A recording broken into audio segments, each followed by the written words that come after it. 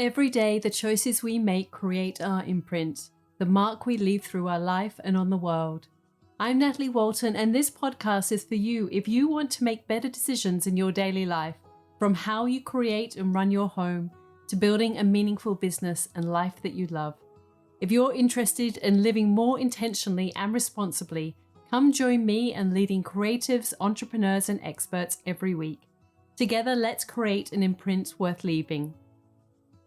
Would you love to design and decorate your dream home but feel completely overwhelmed by all of the choices, the steps to take, and how to bring it all together?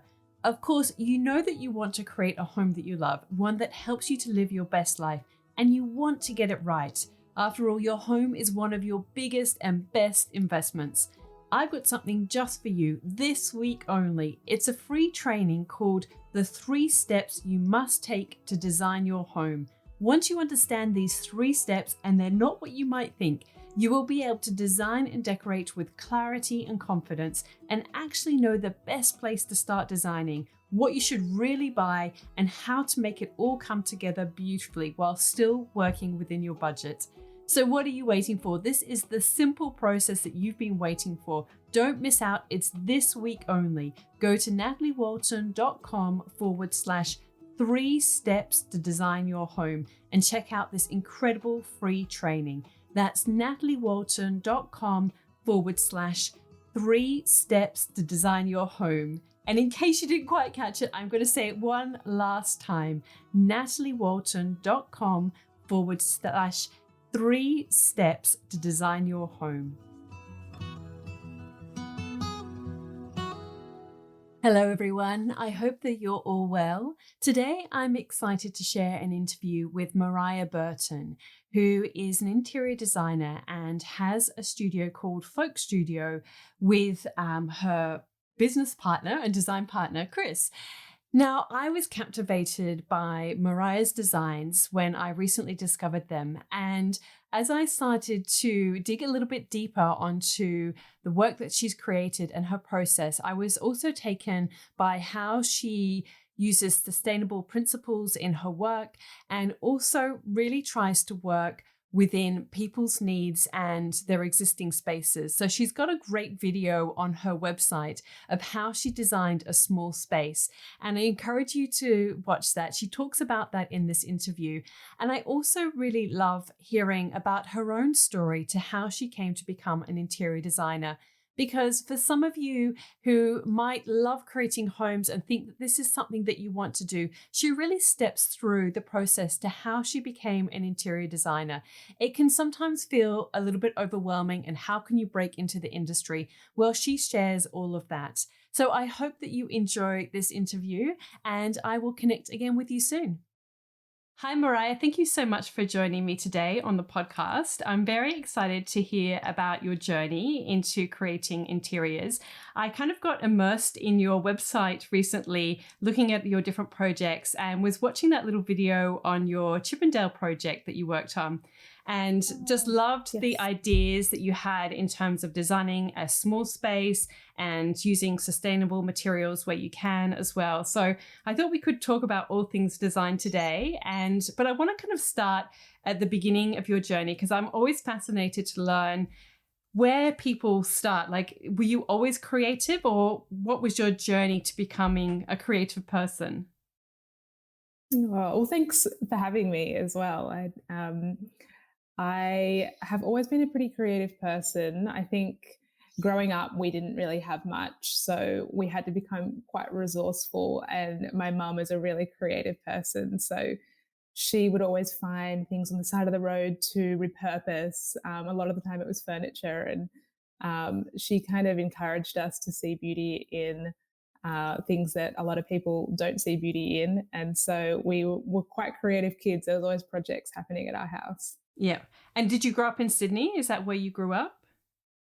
Yeah. I was actually born in California. So my mum's Australian and my dad's African American. And so we moved here when I was about 3. So I've been here forever. Yeah.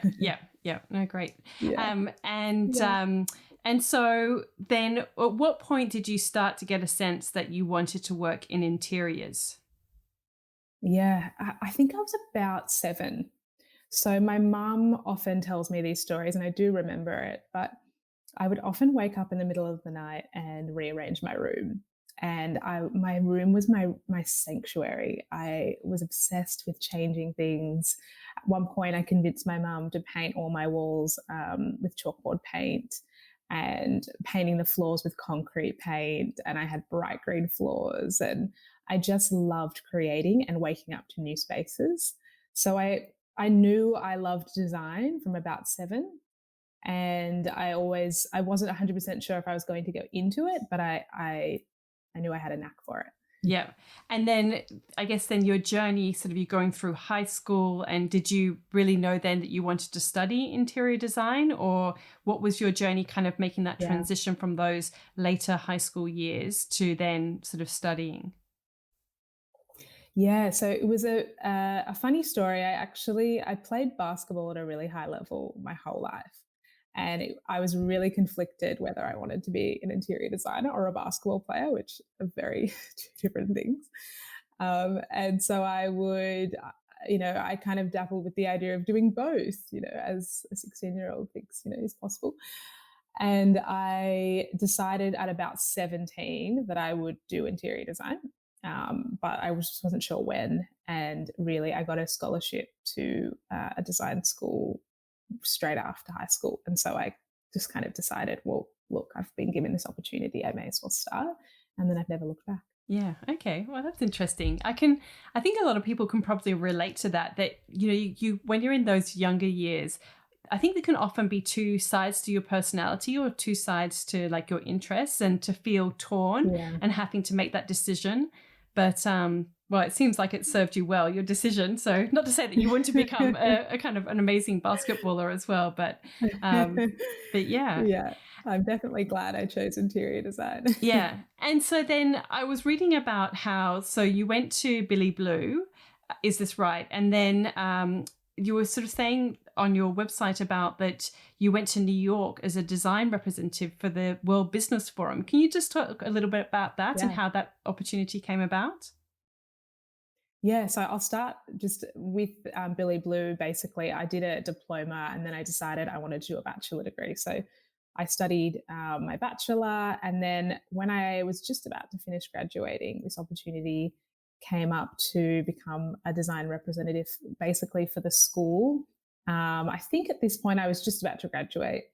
So I went over to New York and it was an amazing experience. I got to meet some of the world's best designers, entrepreneurs, and just talk all things design. And it was incredible. I was there for about 5 weeks. The forum only went for a few days, but there was a lot of interviews and opportunities to interview the people that spoke as well after that. So that really opened my eyes to the world of design and where I could go with it. Okay. And so then what? Like, you finish your studies as most people do, and then you have to kind of go out and get a job. So how did that or Yeah. did you start your own practice straight away, or did you work for other practices? I worked for so many different practices after school. I had my eyes set on a few, and like everybody, I interned for years. So I did this on and off, and I interned for some of the best studios in Sydney, and loved being around amazing designers all the time. But basically, it was kind of like 8 to 9 hours of cleaning out the studio fridge and dusting the samples, and I was so happy to do that. But I remember thinking to myself, surely, I don't have to be interning and doing these things for years. I know I've got a lot of skill here, and how can I showcase that? And so it made me really rethink my path and how I was going to get to, I guess, one day having my own studio. So then I actually I was offered a lot of jobs at that time after becoming an intern, and it's really unheard of and crazy to think of now, but I turned them all down and I said, none of them really aligned with my ethos and who I was. And I knew that was going to be really hard to find, but I was determined to find it. And then I got a job at Koskela, just a sustainable furniture brand. And it was really my dream job. And I became their in house interior designer. and I worked there for years. And that's kind of on right after that is when kind of folk began. Yeah. Oh, that's I didn't realize that. And yeah, I can really see, Yeah. like, now that you've said that, I can see the thread of your style and how it's kind of aligned with their style, how it makes Yeah. sense that you work there. Um and Yeah. yeah, so I guess what were you said this ethos that you had. So what was that? What was important to you that you decided, no, I don't want to work for these other studios? What was the kind of the burning passion within Yeah. you?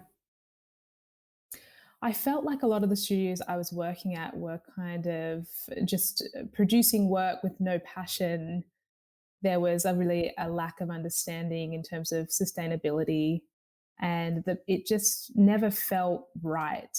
I think the lack of passion for design and seeing design as more of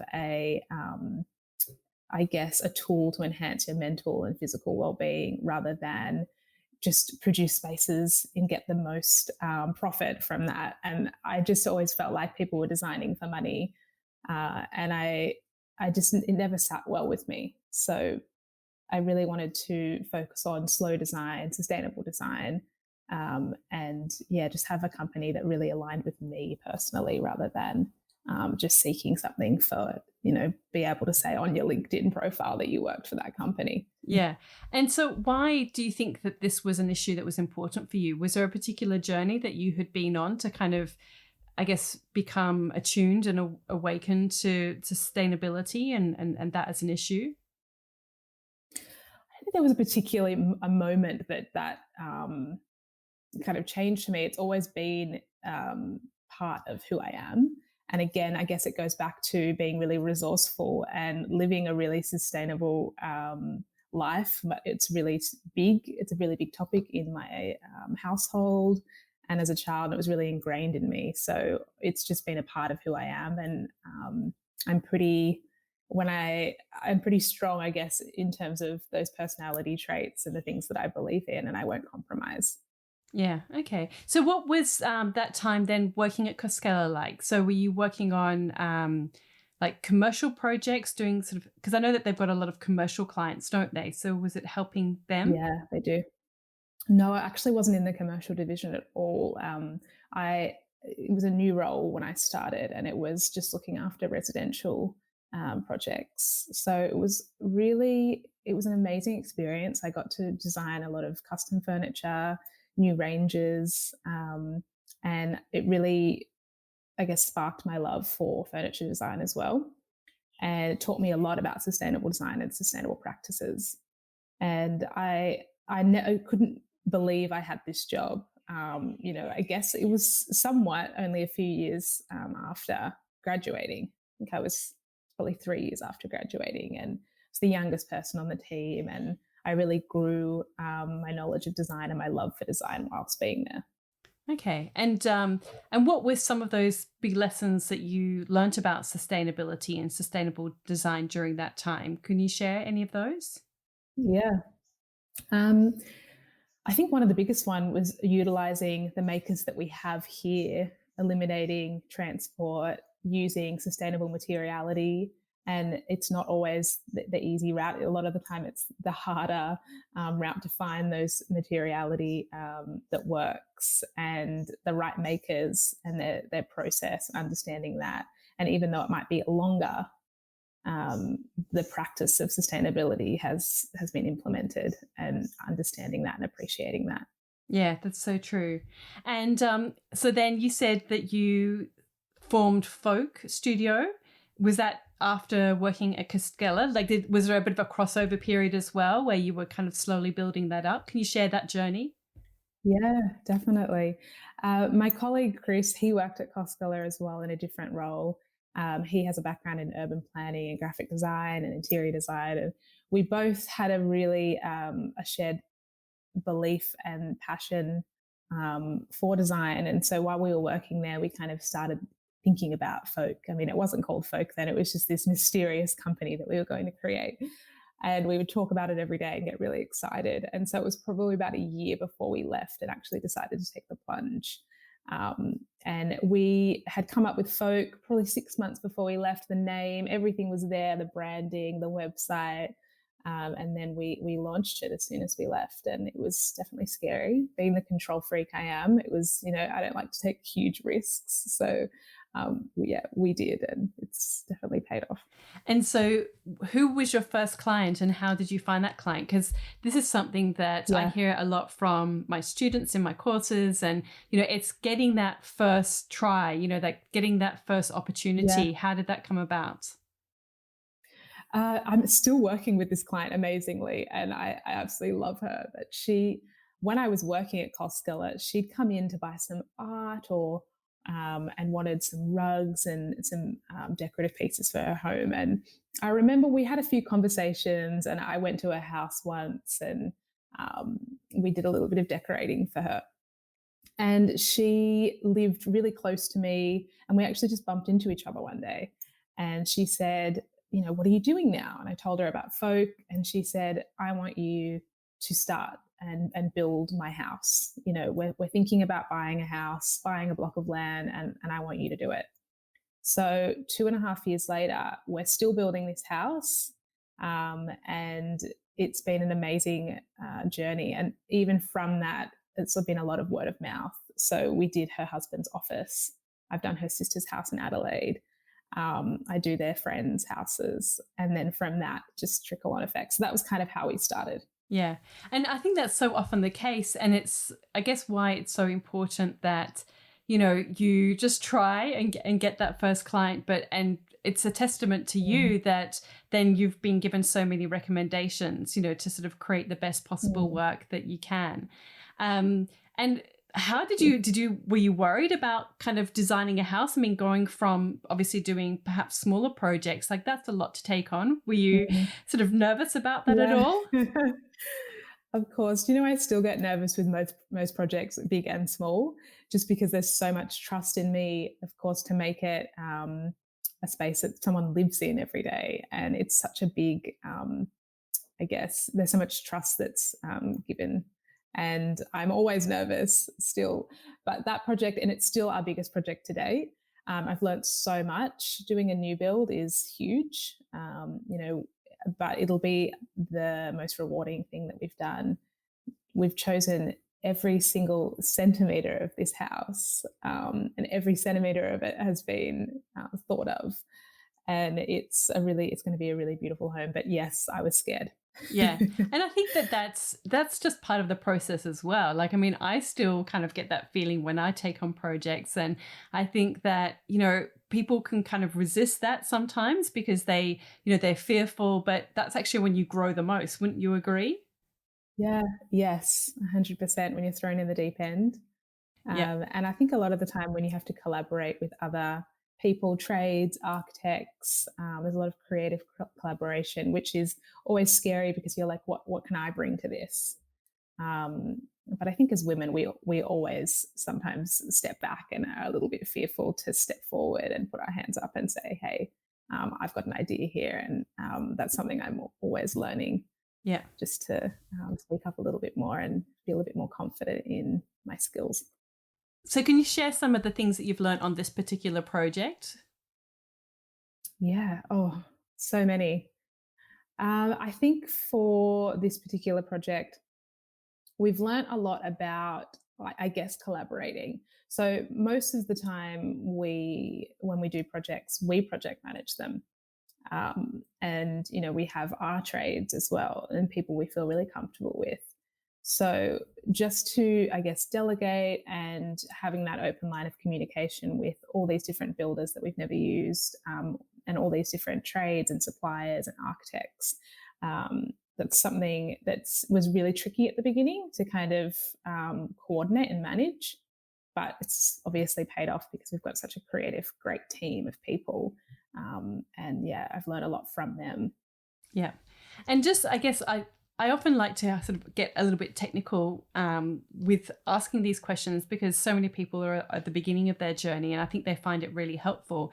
So when you're dealing with trades and builders and you're sort of trying to communicate, So how do you go about that? Like, do you create a very clear brief to them, and what do you include in it? What do you find works to kind of really get a clear message across to people?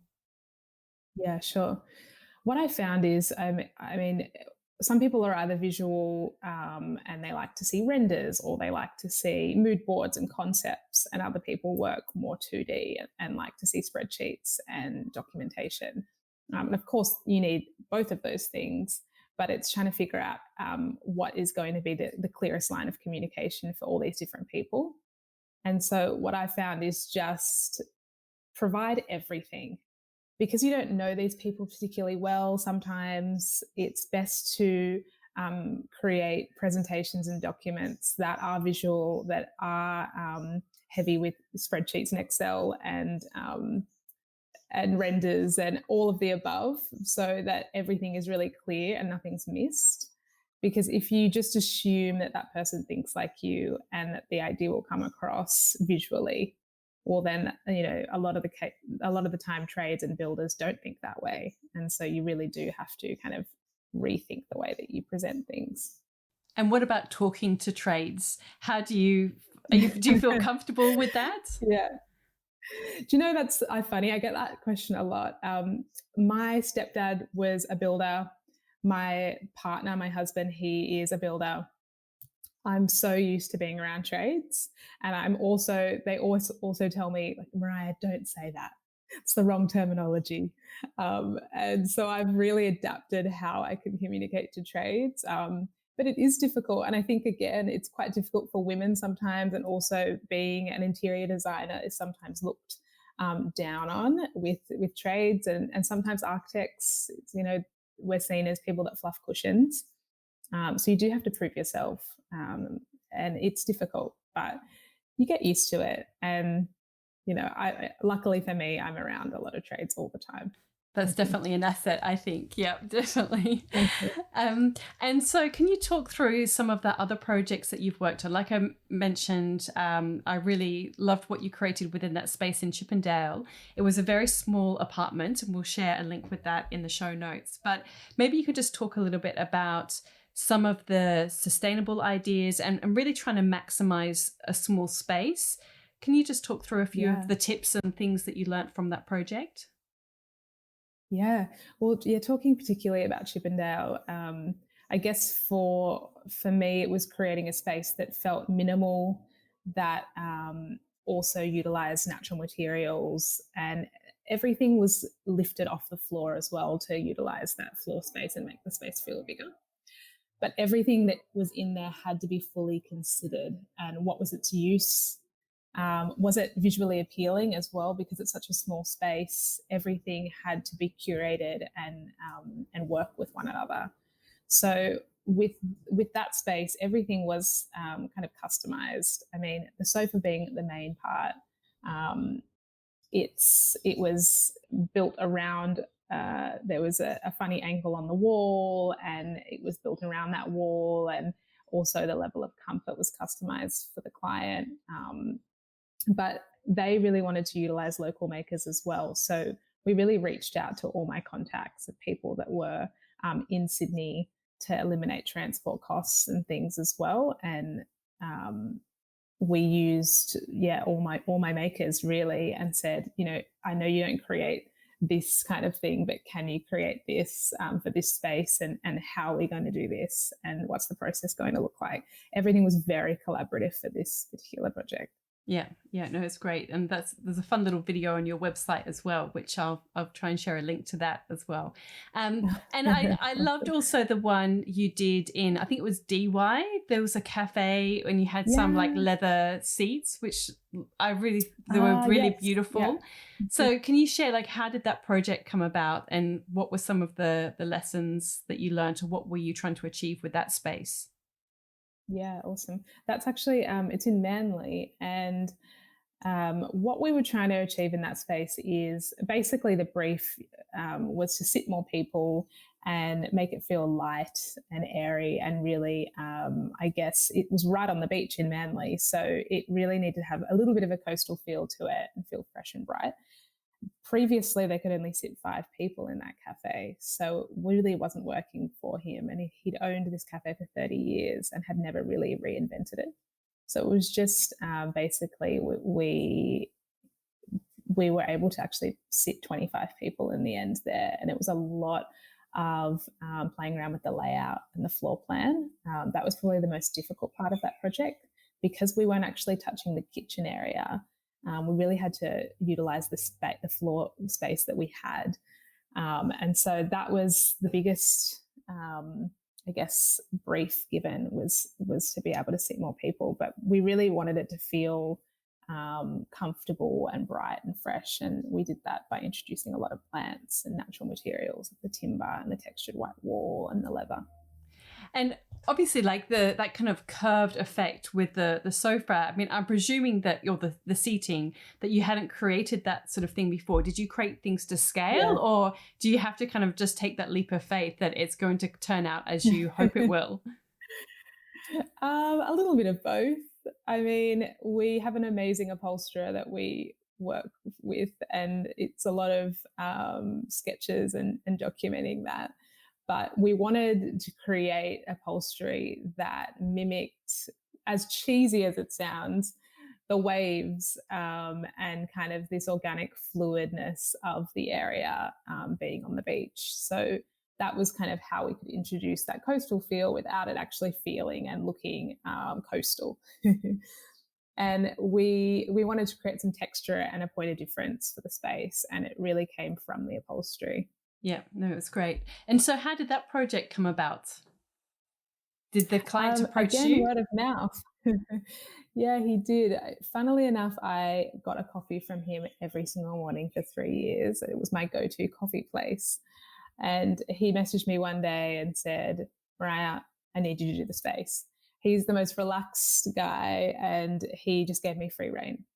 Awesome. And I Yeah. love the fact that as well, that sometimes I feel that people don't always see the value in interior design, but just by you sort of saying that he went from being able to seat 5 people to 25, like that's a Yeah. huge like profit gain for him, so there's that Yeah. investment. And yeah, I think that interior design can not only just impact how we live, but can also impact, particularly if you're a commercial business, the amount of people you can get into your shop or your cafe or restaurant, or, Yeah. and how long they stay, and, all of those things. So yeah, Yeah. it's really quite powerful. Exactly.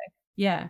And Yeah, it's always worth getting a fresh set of eyes on things. definitely. And so can you just run us through your process when you get a brief, then what is the process that you go through? And can you also just share a little bit of an insight into like, what kind of software you use and like the whole thing, so, because like I said, the people who are going to be listening to this are very much, either creating their own homes or interior designers themselves, maybe at the beginning of their career. So yeah, it'd be really great if you can give a bit of an insight.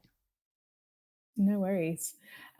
Things have been moving really fast for folk at the moment in terms of our design process because we have been so busy. So things have had to be modified. But basically, what we're doing at the moment is we'll always do a walkthrough. So as soon as we're approached, we'll do, I guess, a design consult and just get a feel for the space and a feel for the person as well and how they live in that space. So it's basically just getting photos, measuring up, getting the sketches, and just looking at little things around the home to get a feel of how that person lives. It's not necessarily giving any ideas about the space because I feel like it takes me a while to see all of this, go back to the office and really think about it rather than giving all these ideas on the spot because it just doesn't work for me that way. So once we've had a look at the space, things move pretty fast from there. We often there's a little bit of back and forth with the client of exactly what they want and just kind of narrowing that down and then coming up with a concept and a mood board. And we usually just send that. So it's just a brief, it's a presentation, it's a mood board, it's a concept, and we get to see, I guess, what they think about that. And what do you create that on? Sorry, what do you create that on? Do you use like InDesign or what? InDesign. Yeah. Yeah. Yeah, we use InDesign for that. And it's usually only about 3 to 4 pages. It's really brief. Once we get feedback from that, then we modify the concept and the mood board. And then we go into actually specifying particular products. So we give 3 to 4 options per product. So let's say it's a bathroom. We will do 3 or 4 tile options for a feature tile. And then we may do 3 or 4 options for the floor tile, and so on, tapware, vanity. So it's really just breaking it all down. And everything has an image, everything has a price, and everything has a link. And that's just so it's really user friendly for people. They can click into the link, they can have a look at the product, and get a little bit more information. And then once that's sent off, usually that's room by room. So it's depending on if it's a whole house or it's a single room. And then it may take, someone might go, great, I love all of those options. What are your favorites? Or someone might be a little bit more particular and say, can you talk me through this? Can you talk me through this? Let's amend this. And then we may do 2 or 3 revisions depending on the client. So that's usually from the time we do a site visit to the time that document is sent. It's about a 2-week turnaround. So once we have refined that concept and those particular products and things, it's then when we start doing more of the technical drawings, and layout planning and understanding exactly how the space will look. And that usually takes about 2 weeks as well. The programs that we use for that are AutoCAD and then Revit. Okay, yeah. And do you charge for the walkthrough that you do at the start? And do you like to prefer to work on an hourly rate, or do you kind of charge, like give a kind of a project cost? We don't charge for walkthroughs unless it's just a one-off design consultation, because that person feels confident moving forward and that's been, I guess, communicated at the beginning. Then that's charged. But if it's something that somebody wants, a whole project and they want to use our services, the first walkthrough is complimentary. And then in terms of payment hourly or more of a quote, we like to work on a quote basis. We don't usually charge hourly. We used to, but we've moved on from that, and I think it's just a lot easier in terms of, for us, instead of continually sending invoices, and I guess cutting down that experience of always asking for money, which is completely fine, but we find that it's just a little bit clearer and a little bit smoother in terms of the design process if it's just a one-off payment. Yeah, and I guess you also have a better sense of like how long this process takes you, so you can kind of estimate that and Yes. kind of build that into Yeah. your cost pricing and all of that Yeah, sort of thing. exactly. It's not something you can really do, I guess, at the beginning. You do need to understand how long a space will take. Yeah. And so then how do you and Chris work together then? What are your kind of individual roles within the business? Do you work Yeah. together on each project, or do you do separate projects? A little bit of both. So Chris has separate projects. With some projects we're working on together, some that I'm just working on by myself. Chris is more of the back end man. He does all of our schedules, the documentation, and then I'm more of front of house. I do a lot of the site visits and the client meetings, and more of the conceptual design. Yeah. Okay. And so did you say that you've now got somebody else in your team? Is your team grown? Yeah, she's just started. It's growing. I feel like at this point we probably need more people again, which is really exciting. And she's awesome. She's a new graduate, and she studied residential interior design and got her bachelor degree and reached out to us. And yeah, she's awesome. She's helped so much. If you forget how fast people are on the computer when they've just studied, they know the programs back to front. Yeah, yeah. That's always, I feel like, a big moment in a business when you take on your first hire. That obviously it allows you so much more freedom. But how do you manage that? Like, are you able to let go of certain things, or has that been a challenge? Yeah, it's something I'm really working on, is just asking for help and delegating. It hasn't been as hard as I thought. I think I was really at that point that, we really needed help. So it's actually been quite natural just to ask for help and give her certain jobs. I think at this point, I'm not ready to, I guess, let go of client meetings. I love catching up with my clients, and a lot of my clients feel like friends in some ways.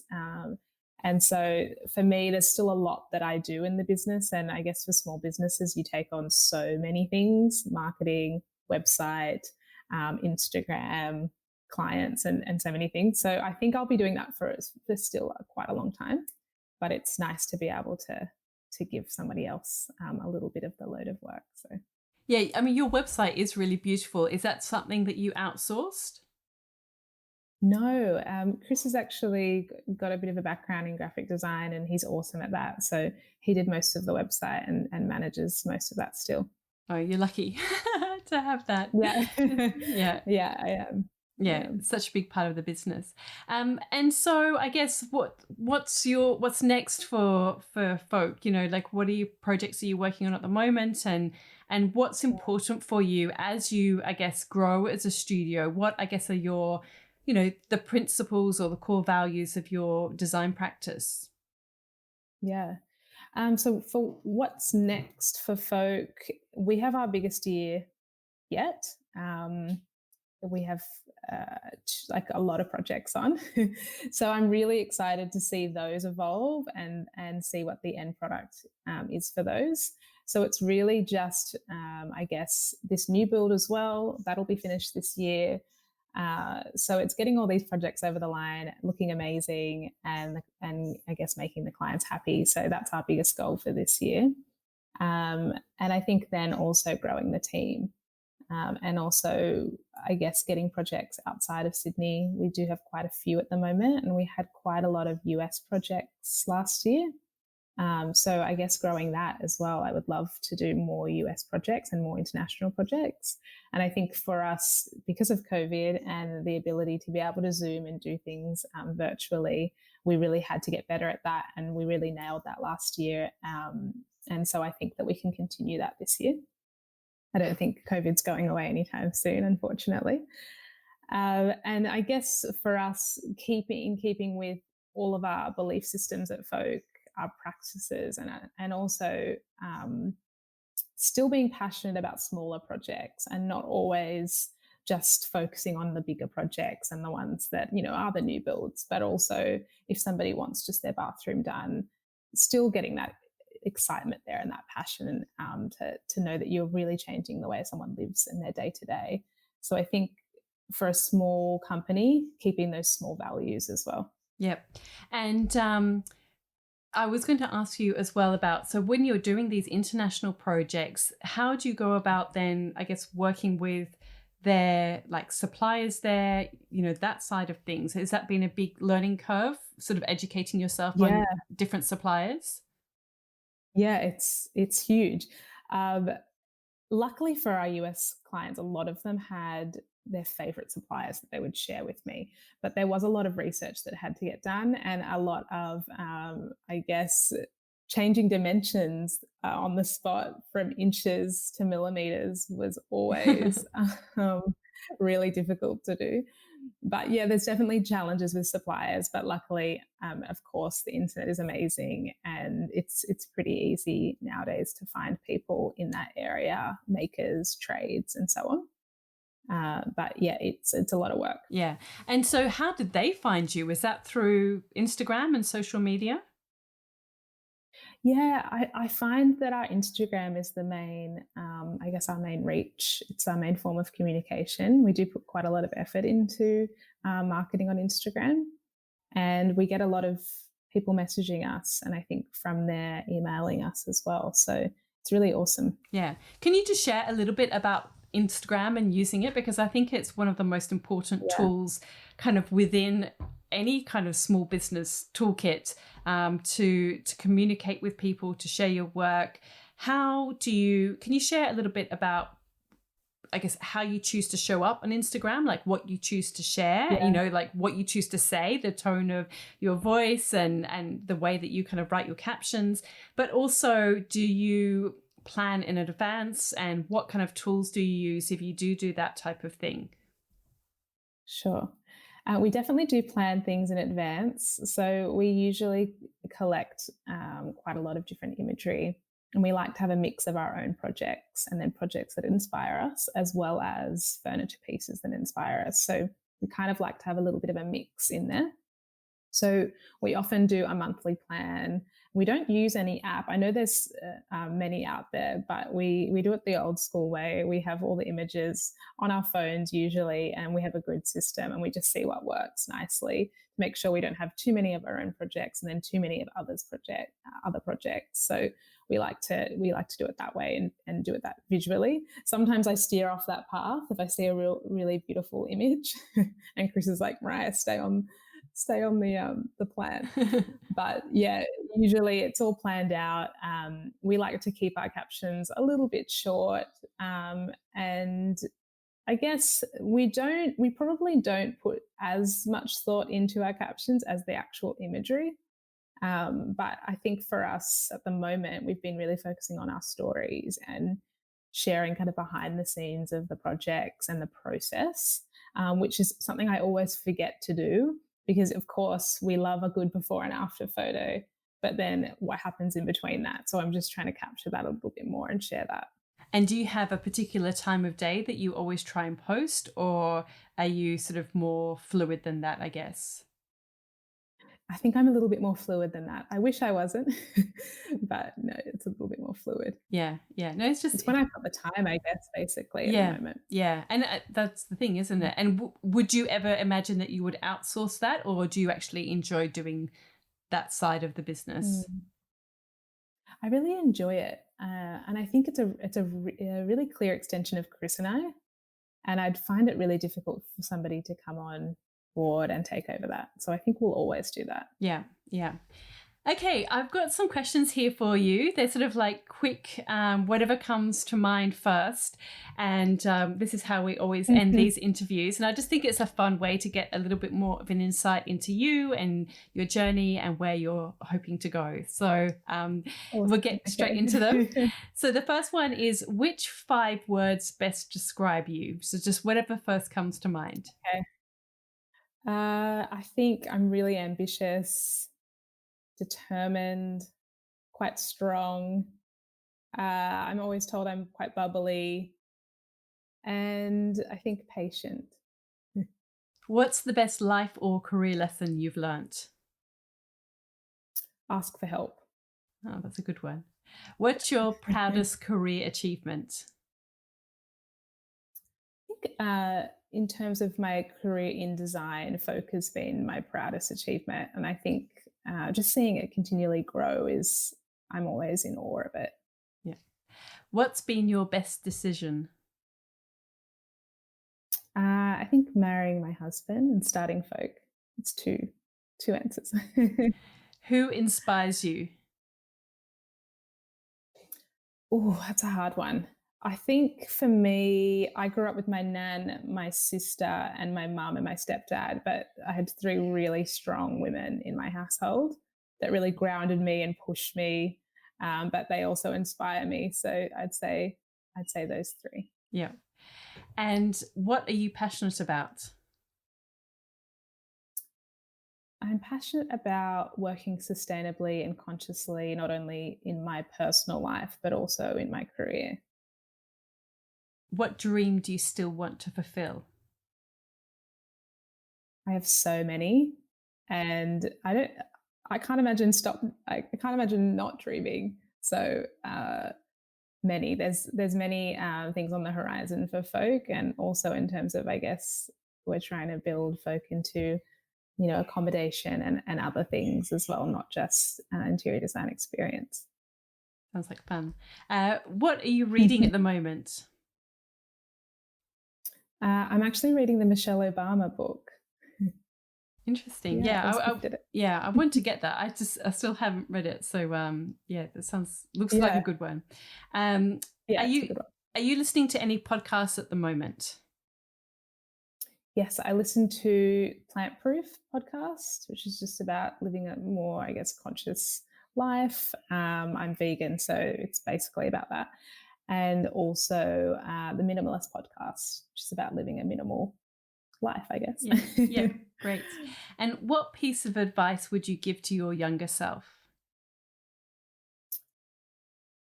Slow down a little bit and enjoy the process. I think for me, I'm always like on the go, and I just think about the end result, but enjoying the process a little bit more. Great. Thank you so much, Mariah. It's been so much fun to talk to you and learn about your process and your journey with folk. And I definitely think that it's going to be fun to watch your journey. I think that you're going to have many great projects ahead of you. So, and maybe other things too. So thanks. Yeah, hopefully. Thank you so much for having me. All right, everyone. I hope that you've enjoyed this interview and learning more about Mariah's creative journey. And don't forget that if you'd love to design and decorate your own home with clarity and confidence, I have a free training for you this week only. Just go to nataliewalton.com/3 steps to design your home to register now. That's nataliewalton.com/3 steps to design your home. All of the links and info you need to access for this episode are at nataliewalton.com/podcast.